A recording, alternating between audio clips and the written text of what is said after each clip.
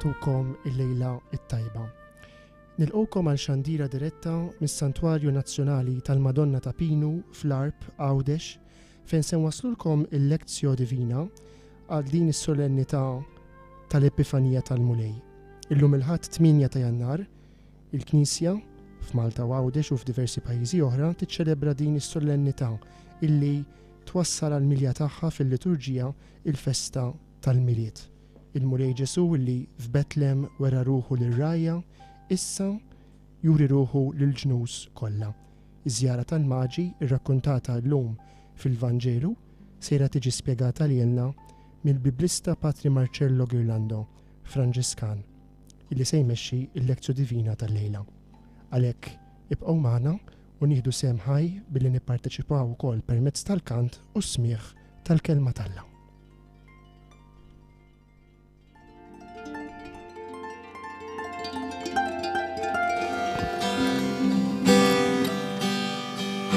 F'lejl ta' xitwa ġewwa Betlem f'kesħa kbira far miftuħ daħlet Om u wildet iben għal Bibem li saħnu dilla fajra i Marija u Ġesu dik it-tarbija.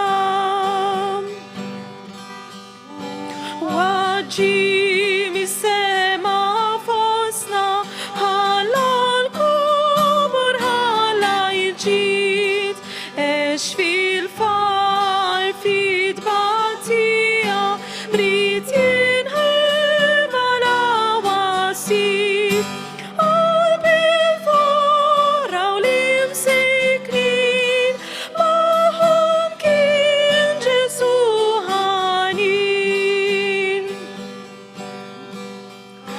Nabeka bħalna ferra waqt li għex fost il-bnedmin matriqat fija u għallem il-ħabib tal-maħurin ħajtu kollha fit-tiġrib f'mewtu kol fuq is-salim.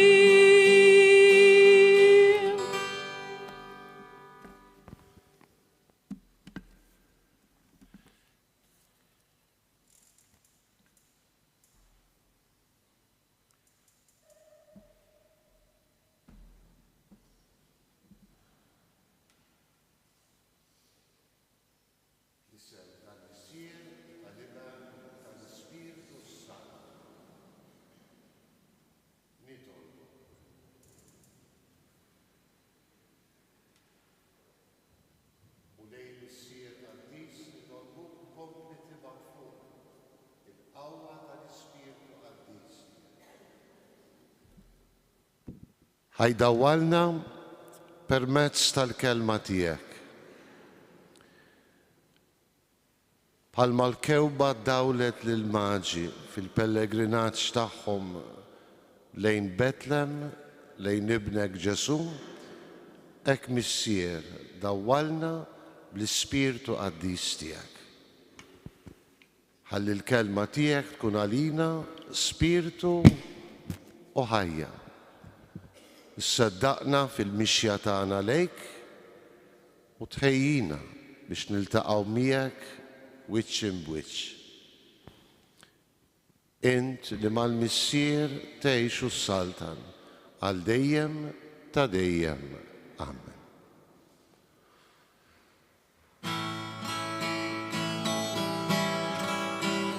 Alleluja, alleluja, alleluja, alleluja, alleluja, alleluja.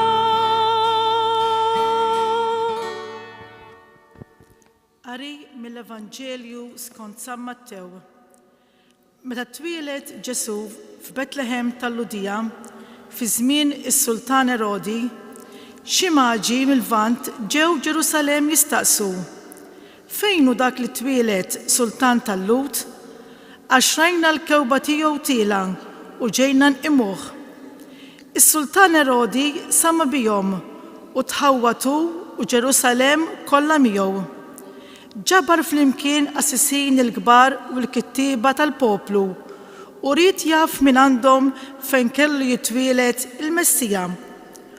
U huma qalulu f'Betlehem tal-Ludija għax hekk inkiteb mill-profeta: u int Betlehem art ta' Ġuda, le m'intix l-iżgħar fost l-bliet il-kbar ta' Ġuda, għax minnek joħroġ mexxej li jira l-poplu tiegħi Iżrael. Erodi imbagħad sejjaħ lil maġi bil-moħbi u tkixxef bir-raqqa kollha minn għandhom iż-żmien li fih deritilhom il-kewba. Bagħathom Betlehem u qalilhom: morru, staqsu sewwa għat-tifel u meta ssibuh ejjew għejduli ħalli jien ukoll niġi nqimu. Dawk wara li semgħu lis-sultan telqu u wara il-kewba li kienu raw tila bdiet mixja qudiemhom sakemm waslet u waqfet fuq il-post fejn kien hemm it-tifel. Kif raw il-kewba intlew b'ferħ kbir tas-sew. Meta mbagħad daħlu d-dar u raw li t-tifel ma' ommu Marija, inxteħtu fl-art iqimuh. Fetħu it-teżori tagħhom u offrewlu rigali, deb, inċens u mirra. Imbagħad billi kienu mistijin f'ħolma biex ma jerġgħux imorru għand Erodi, telqu lura lejn artom minn triq oħra. Il-kelma tal-mulej.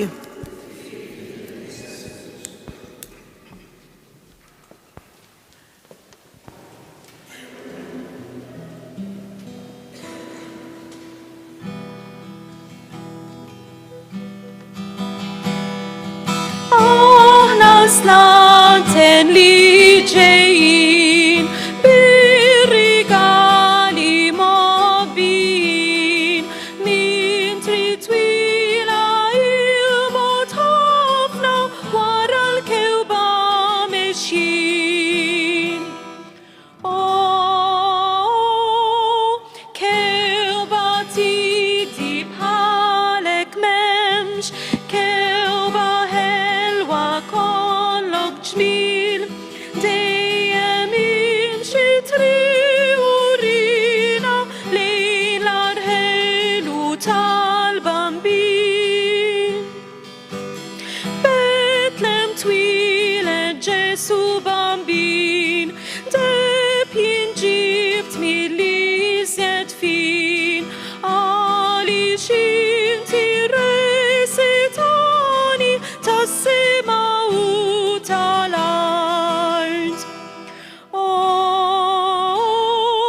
Kewba tidi bħalek m'hemmx, kewba ħelwa kollok ġmiel, dejjem imxi triq urina lejn l-arħelu tal-bambin. Inċensanti jingħalik sabiex lilek nagħti ġieħu glorja u fuqrija lil Alla il-ħallim. Kewba tidi bħalek m'hemmx, kewba ħelwa kollok ġmiel, dejjem imxi triq urina lejn l-arħelu tal-bambin. Jiena mirra ser nagħtik għaliex tbagħti għall-bnedmin sabiex lilna inti tifti u terġa' tina slim. Kewba tidi bħalek m'hemmx, kewba ħelwa kollok ġmiel, dejjem imxi triq urina lejn l-arħelu tal-bambin.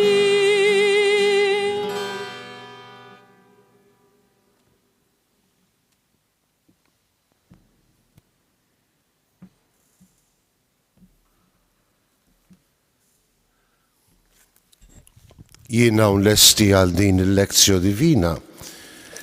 Ġitni f'moħħi esperjenza li għamilt ħafna snin ilu meta kont saċerdot żagħżugħ nistudja Ġerusalemm. U l-mibki arkeologu Franġiskan Patri Michele Piccirillo għalli għax ma tiġix magħna fis-sajf xarejn biex tagħmel esperjenza ta' kampanja ta' arkeoloġija minn fuq l-olja tan-nebo. U ovvjament tkun għandek żagħżugħ, jienet issa ħart l-għonet ħadd pjaċir li qalli. U t-tieni netet lu iva mal-ewwel, anki għaliex dak iż-żmien kien hemm patri ieħor, Patri Ġwanna Bela, llum mal-mulej ukoll, li ta' kull sena kien jitla' in-nebo fil-Ġordanja biex jgħin lil dan Patri Michele Piccirillo. U niftakar fl-għaxija konna noqogħdu wara li niklu xi ħaġa wara ġurnata xogħol u konna naħdmu, għaż noħlom li nagħmel dak l-affarijiet illum imma parti. Jien niftakar tant kont inkun għajjien li kont nintefa' wiċċi l fuq. Issa ma nixtieqx niskandalizzakom imma ma tantx kien hemm fejn tintefa' imma kien hemm u għadu hemm kien hemm qabar ta' patri tagħna li kien beda x-xogħlijiet fuq in-nebo dak iż-żmien kien open air fra Ġirolamo Miħajjiċ u jien kont ngħidlu fra Ġirolmu. Skużani, imma ħanimtet fuq il-qabar tiegħek. U hekk kont nagħmel u kont nissaħħar inħares lejn l-istilel. Intom tafu meta jkun hemm ħafna dlam bħalma kien ikollna fuq in-nebo fl-għaxija manżul ix-xemx. Inti tista' verament tħares lejn il-ġmiel tas-smewiet u fil-veru sens tal-kelma tissaħħar bid-diversi kwiekeb illi jdawlu is-sema tagħna. U kienet esperjenza li kont nirrepetija kull filgħaxija. U għal xi raġuni, ovvjament għaliex tagħmel esperjenza u timlik bil-ferħ, kont nirrepetija kull filgħaxija. U nħares lejn dawk il-kwiekeb sbieħ jiddu fuq id-deżert ta' Ġuda fil-fatt għax l-olja tan-nebo tħares fuq id-deżert ta' Ġuda. U ovvjament kont inġib quddiem għajnejja f'moħħi u f'qalbi id-diversi siltiet fejn l-iskrittura titkellem mill-kwiekeb. Ovvjament l-aktar skrittura li kienet tiġi f'moħħi u f'qalbi f'dawk il-mumenti ta' skiet u għaliex le kienu mumenti ta' meditazzjoni kbira għalija personali. Kienet il-weda li Alla kien għamel l-Abraham ħares lejn is-sema. Allu, ipprova qott in-numru tal-kwiekeb. Daqshekk ieħor u aktar ikun in-nisel tiegħek. Allura Patri Marcello kien qisu Abraham wiċċu l-fuq qabar jipprova jott il-kwiekeb u jaħseb l-immensità tal-wedijiet ta' Alla. Jien ma nafx jekk tafux, ħaniġu għall-Vanġelu. Imma l-kelma ludija għall-kewkba hija viċin ħafna, koħava. U interessanti illi it-tlet konsonanti għandhom sinifikat profond ħafna fil-kelma ludija kewkba. Hemm żewġ kof, ħanejdulhom kej, u l-bi, il-bet. U tradizzjoni ludija, meta titkellem minn kewkba, minn kwiekeb, ħafna drabi, interpretat anki l-użu ta' dawk il-konsonanti f'sens reliġjuż. Iż-żewġ kof dejjem tqisu bħala l-idejn ta' Alla il-Missier. Interessanti illi mbagħad il-vokali wow dritta issa l-baklu tal-isqof, żejra ovvjament, kienet titqis bħala simbolu tal-bniedem. Tal-bniedem wieqaf li jimxi fil-pellegrinaġġ tal-ħajja f'din id-dinja, iggwidat mill-idejn kbar mimlija mħabba ta' Alla li kienu jqisuh bħala missier jew bħala kemm sabiħa. Il-bniedem illi jista' jkun wieqaf ħanti ftit sens aktar profond, il-lot mhux jien. Il-bniedem wieqaf li jfittex sens fil-ħajja jaf illi huwa iggwidat bil-paridejn kollha ħnina u mħabba ta' Alla. U lejn xiex huwa iggwidat. Il-konsonanti bet bi lejn id-dar. Il-bniedem huwa gwidat minn Alla, mill-idejn ta' Alla, lejn id-dar, lejn is-sens veru tal-ħajja fil-preżent u lejn id-dar ta' Alla, il-komunjoni ma' Alla fl-eternità. Araw x'sens sabiħ allura għandha kelma sempliċi, il-kelma kewkba fil-ludi. U dan is-sens għalija jiġi spjegat tajjeb ħafna fil-ġrajja li jagħtina San Mattew tal-maġi illi jimxu lejn id-dar ta' Betlem biex hemmhekk jaraw u jqimu il-Messija li twieled, is-Sultan tal-Lut li twieled. Kemm inkiteb fuq dawn l-hekk imsejħa maġi. Anki hawnhekk il-kelma hija stramba, San Mattew juża propju din il-kelma. Bil-Griek magos, minn fejn ġejja l-kelma li m'għandax taqsam xejn magħhom ovvjament, magician, dak li jagħmel il-magic. L-iskrittura tuża din il-kelma diversi drabi, tuża f'sens tajjeb u tuża anki f'sens negattiv, sens tajjeb. Kombinazzjoni fil-ktieb tiegħu Ġesu ta' Nazaret fejn Papa Benedittu, ma nistax ma nsemmix dawn il-ġranet, jispjega din il-ġrajja sabiħa tal-maġi, jgħid il-magos kienu, u ekku fil-fatt, persuni illi kienu għorrief fis-sens illi kienu jistħarġu id-diversi reliġjonijiet u filosofiji ta' żmienhom. Interessanti. Kienu kikullum nużaw il-kelma riċerkaturi, u xek, nies li kellhom għaċ mhux biss għan-knowledge, għall-arfien, biex ikunu bravi u jkollhom xi degree, imma fir-riċerka tagħhom kien hemm dan l-għaċ għall-verità. U allura l-magos, il-maġi, għalmenu dawn li jissemmew fil-Vanġelu tal-lum, tal-Epifanija, kienu dawn l-orrief li kienu mitħla mhux biss allura tal-reliġjon ludija u forsi anki b'xi mod tal-iskritturi Lut, b'xi mod. Kienu nies li jistħarġu anki reliġjonijiet oħra, anki filosofiji oħra. Interessanti illi kienu jżewġu din ir-riċerka tagħhom anki mal-istħarriġ tal-istilel.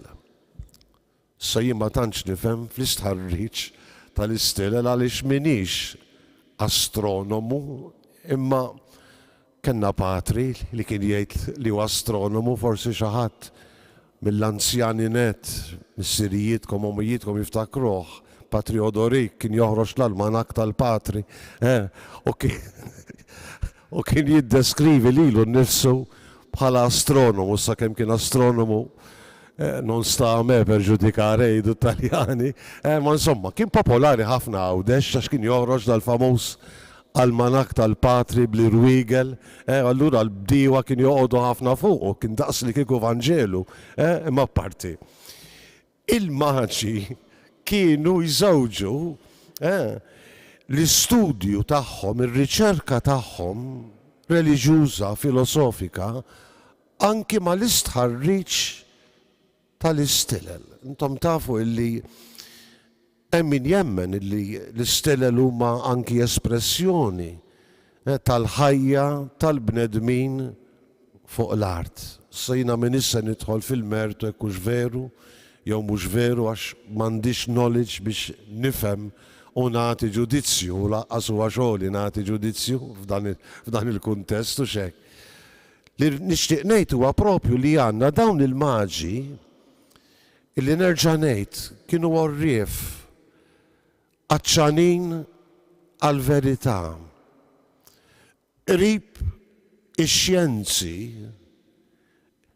ibbażati fuq ir-raġuni ħafna drabi illi setgħu jiftħulhom qalbhom biex jifhmu is-sens tal-ħajja.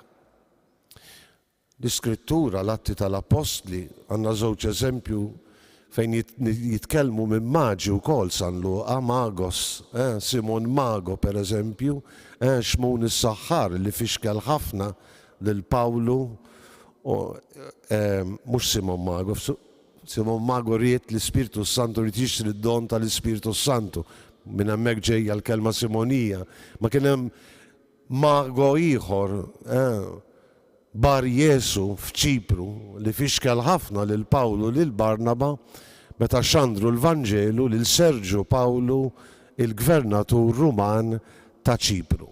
Ma dak huwa l-aspett negattiv. Aħna għandna persuni f'sens pożittiv illi kienu maġi. Orrief nerġa' ngħid ifittxu il-verità, ifittxu il-veru sens tal-ħajja. Ifittxu ir-realtajiet l-aktar importanti allura illi jagħtu sens lill-ħajja tal-bniedem.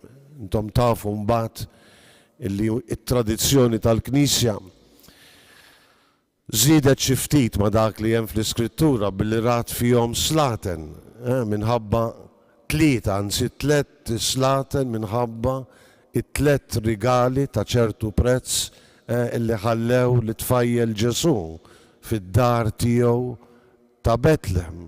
Tajnihom anki jisem, hemm anki l-qabar tagħhom fil-Ġermanja u sekk Keln, Kolonja.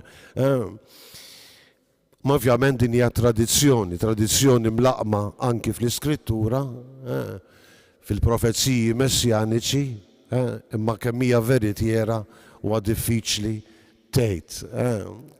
Fost it-tradizzjonijiet l-aktar waħda li toġobni huwa l-fatt li jingħad li wieħed kien mill-Ewropa, l-ieħor kien mill-Asja u dak ta' kulur skur kien mill-Afrika. Ovvjament it-tlet kontinenti kbar illi jarfu f'Ġesu il-Messija. Tradizzjoni ovvjament illi tħaddan verità il għaliex l-Epifanija tfakkarna fil-manifestazzjoni ta' Ġesu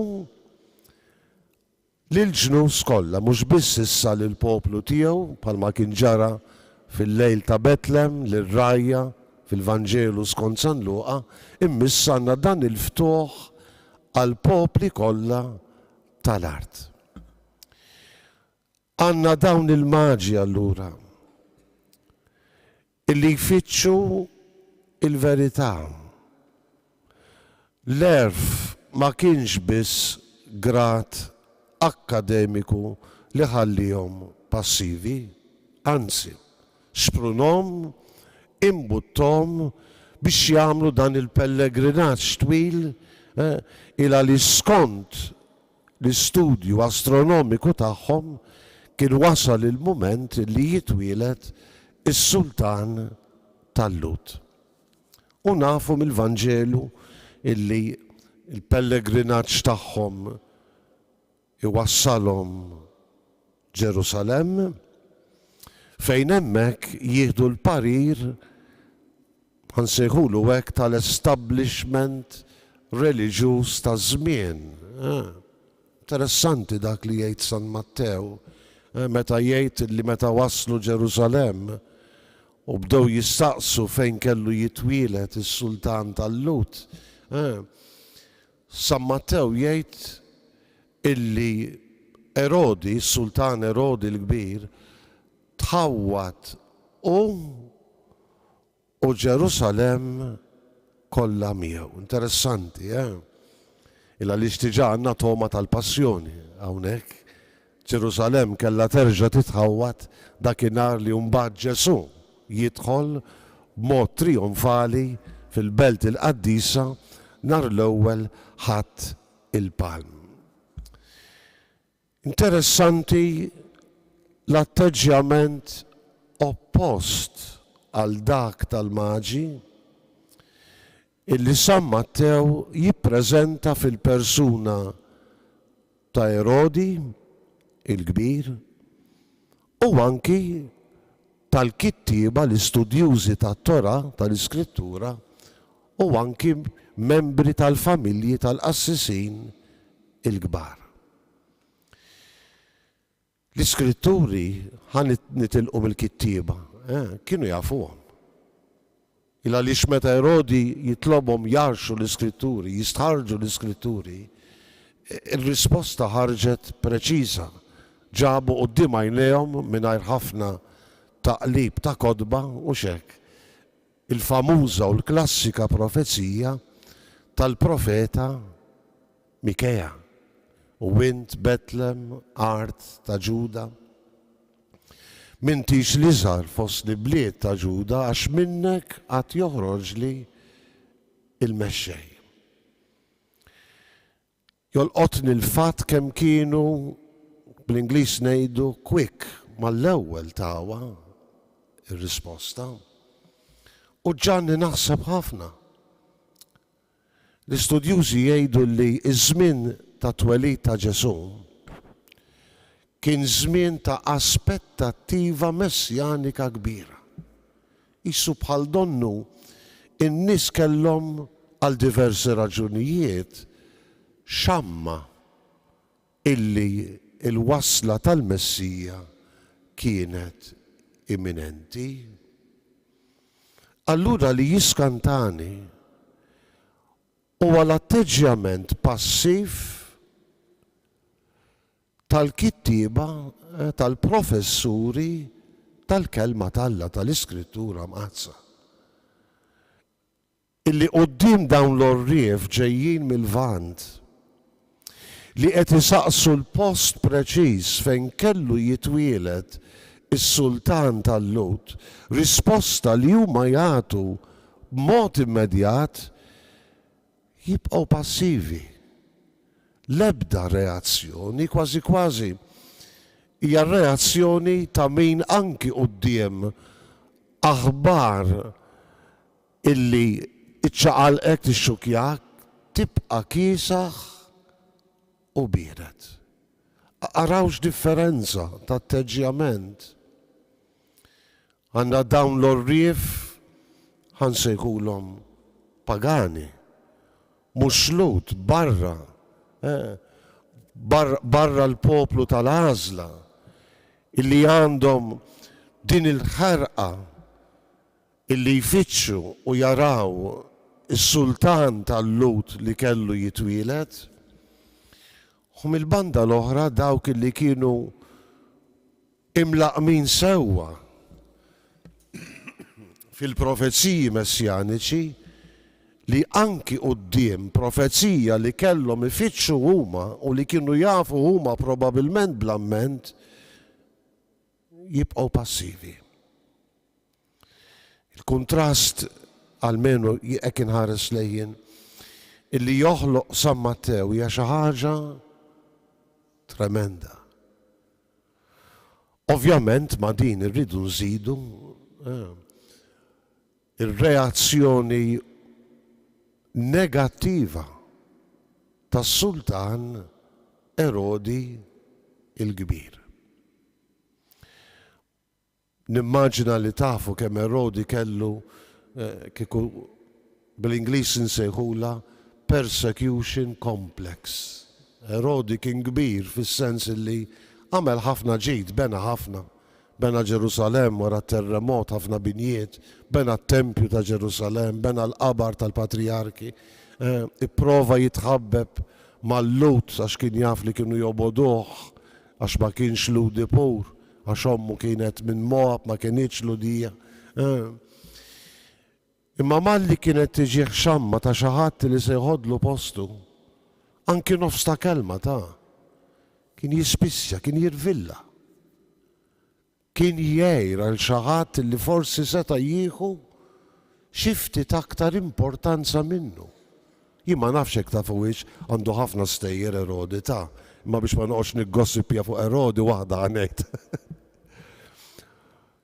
U kien jażel il-qassis il-kbir u meta sar sultan, meta r-Rumani tawh it-titlu ta' sultan, biex ma jiksirix 100% mal-familja rjali tal-Azmonin u kien iżżewweġ waħda mill-familja tal-Azmonin lil Marjanna. Għamel qassis il-kbir mill-familja tal-Azmonin. Kien għadu żagħżugħ ta' 16 sena. U fl-ewwel funzjoni li jagħmel minn għalija kienet fil-festa ta' Sukkot, fil-festa ta' Tinet, in-nies iggustatu li dan il-qassis il-kbir ta' 16 sena. Gustatu, ovvjament, ma tafx dan għadu tifel. Ħireġ bl-apparat kollu tal-isqof konsenej tal-qassis il-kbir. Iggustatu n-nies jgħidu mhux hekk, illi l-għada sabuħ marraq fil-banju. U ovvjament is-swaba kollha jippuntaw lejn Erodi l-kbir. Kien jgħir, kien jibża li jeħdulu postu. Qatel ħafna anki minn ulidu. Meta kienet tiġieħ jidħollu l-fellus qed jikkonfoffaw kuntrieħ. Immaġinaw jiġu dawn il-maġi isaqsu għas-sultan tal-Lut li kellu jitwieled. Immaġinaw, mhux biex tħawwatu u Ġerusalem kollha miegħu, imma kien diġà ikkonfoffa pjan ġa moħħu, erġgħu ejjew.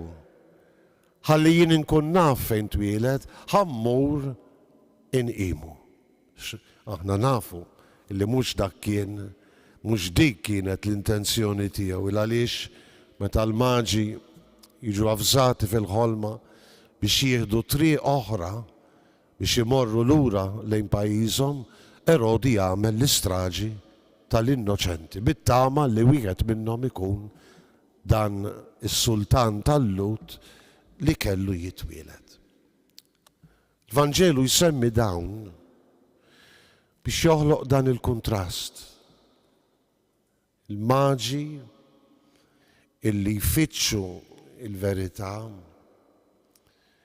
jidħlu f'mixja ta' ħajja biex jaslu u mill-banda l-oħra dawk li kienu qrib il-profeziji, dawk li setgħu jistħarġu qabel kulħadd il-verità tal-imħabba tal-Alla li kellha tidher fil-Messija, illi jew jibqgħu kesħin u berdin, jew inkella bħal Erodi saħansitra isiru oppożituri tal-Messija sa minn xkunitu. Imma l-vjaġġ ikompli bħalma naflu għal-maġi. U nafu li jersqu lejn Betlem u San Matteo għandu dik il-kelma tant sabiħa meta jgħid il-kewba li kienu raw tiela bdiet mixja qudiemhom sakemm waslet u waqfet fuq il-post fejn kien hemm it-tifel. U mbagħad San Matteo iżid u tant tolqotni din il-kelma. Kif raw il-kewba imtlew ferħ kbir tas-sew. Ovvjament mhuwiex il-ferħ tal-boloħ. Imma meta San Matteo jgħid imtlew ferħ kbir tas-sew, irid jurina illi blajnuna ta' dawk il-paridejn divini, il-kewba, dawlithom u ftit mexxithom lejn il-milja tar-riċerka tagħhom, tat-tfittxija tagħhom. Mlietom b'ferħ kbir. Anzi, b'ferħ kbir tassew, jinsisti San Mattew. U tolqotni nerġa' ngħid għaliex meta nimtlew bil-ferħ u bil-ferħ kbir u bil-ferħ kbir tassew. Meta l-bniedem isib postu, jara fit-triq tiegħu, jara fil-ġmiel tal-verità, isib is-sens tal-ħajja tiegħu. Dak huwa li jnissel il-ferħ veru. Mhuwiex mument li jgħaddi, imma mument determinanti għalmenu fil-ħajja ta' dawn il-maġi. Il-mixja tagħhom, it-tfittxija tagħhom, l-għaġġ tagħhom għal-verità li xprunat dan il-pellegrinaġġ twil lejn Betlem isib il-milja tiegħu. Il-milja mhux fid-dawl tal-kewba, ma fid-dawl ta' Kristu illi jsibu fid-dar. Kemm sabiħa wkoll, kemm hu sabiħ dak il-vers. Meta mbagħad daħlu id-dar. Il-paridejn, il-kewba li jmexxu lill-bniedem lejn id-dar. U d-dar hija l-istess preżenza ta' Alla. Il-kwistjoni tad-dar dejjem xi ftit ħallitni xi ftit kursità, nkun sinċier. Jien illum qed nispjega fid-dawl tal-ispjegazzjoni tal-kewkba. Imma xi kultant nagħmel xi ftit pass fil-ġemp ħanejtek u ngħid dik id-dar hija d-dar ta' David, hija l-persuna ta' San Giuseppe li huwa d-dar ta' Ġesu. Imma fuq San Giuseppe diġà meditajna matul l-Avvent. Ma x'indaħlu d-dar, jgħid San Mattew, u raw li t-tifel ma' ommu Marija inxteħtu fl-art iqimuh. U bħalma nafu u xek. San Mattew ikompli billi jgħid fetħu t-teżori tagħhom u offrowlu rigali, deb, inċens u mirra. Jinkon Betlem fejn silem, ġew il-maġi wkoll hemmhekk. U xrobna ħafna birra, mhux mirra. Deċċajta. Kemm sabiħa. Offrowlu deb, inċens u mirra.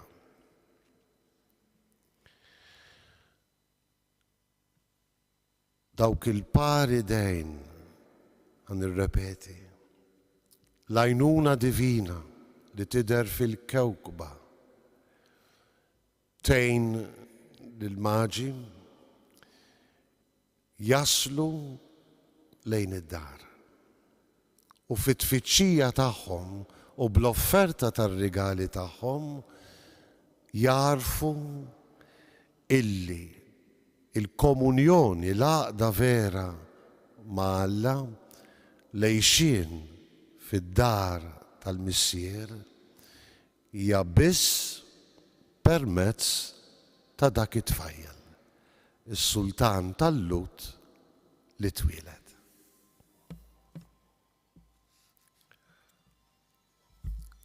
Konklużjoni. Ftit riflessjonijiet biex napplikaw il-kelma għal ħajja tagħna.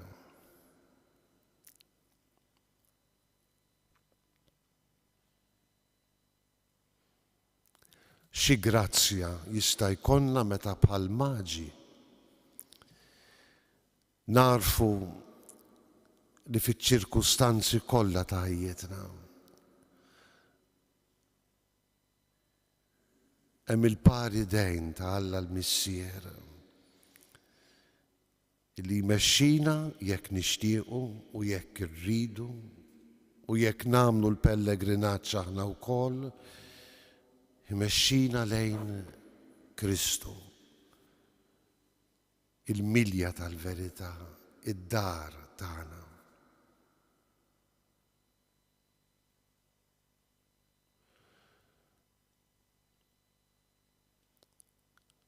Jien saqsejt li l-nifsi, forsi tistgħu tapplikawha għalikom ukoll.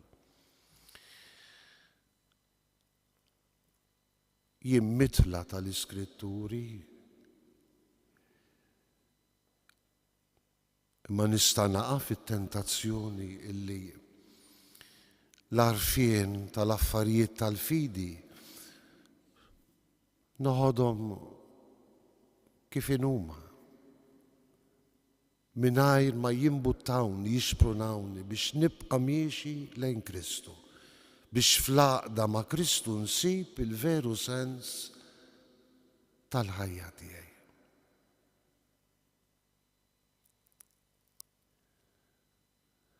Darba smajt omelija tal-Papa Benedittu tgħidulix f'liema okkażjoni għax ma stajtx niftakar il-bieraħ. Imma kien qal li nistgħu nkunu orrief fil-ħwejjeġ ta' Alla, nistgħu nkunu professuri tal-katekiżmu, imma kien ma ngħix l-għaqda tiegħi ma' Kristu huwa vojt. Għax il-veru werf mhuwiex dak tal-moħħ anki jekk huwa neċessarju, imma dak tal-qalb. Meta jien nidħol inqim lil Ġesu. Nidħol nara inqim u nibqa' fid-dar.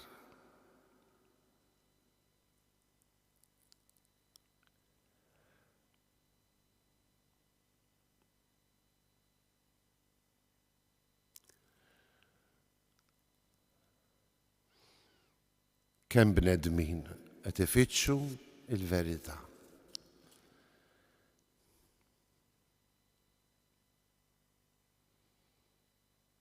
Kemm bnedmin ta' qalb safja qed ifittxu il-veru sens tal-ħajja. Kemm verament il-maġi tagħna li ġew mill-bogħod jistgħu jkunu xempju mhux bis-salina, imma anki għal dawk kollha li jfittxu l-għaqda ma' Alla fi Kristu Ġesu.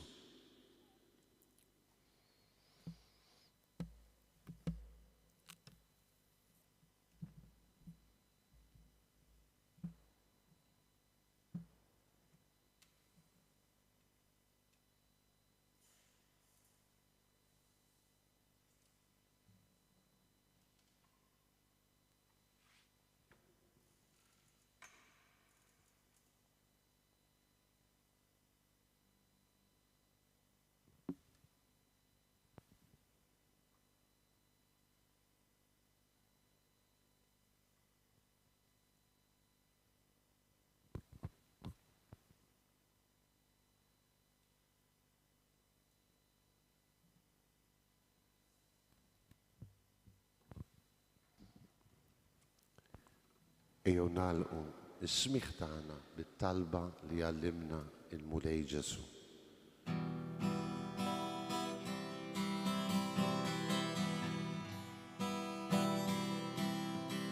Missirna li inti fis-semawit, jitantes li sem tiegħek, jitantes li sem tiegħek. Tiġi saltnatek, ikun dak li trid inti, ikun dak li trid inti, fis-sema hekk ta' fl-art.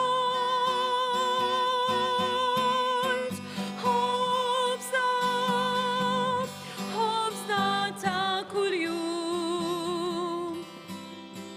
Oti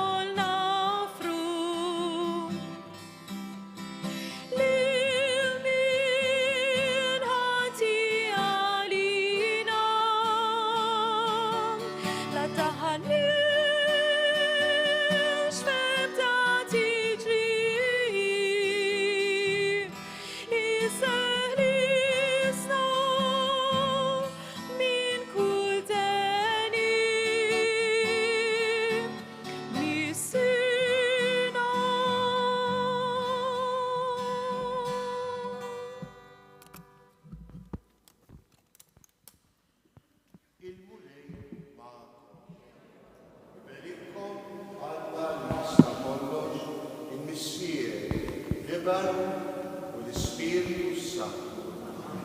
Vollu fil-paċi ta' Kristu.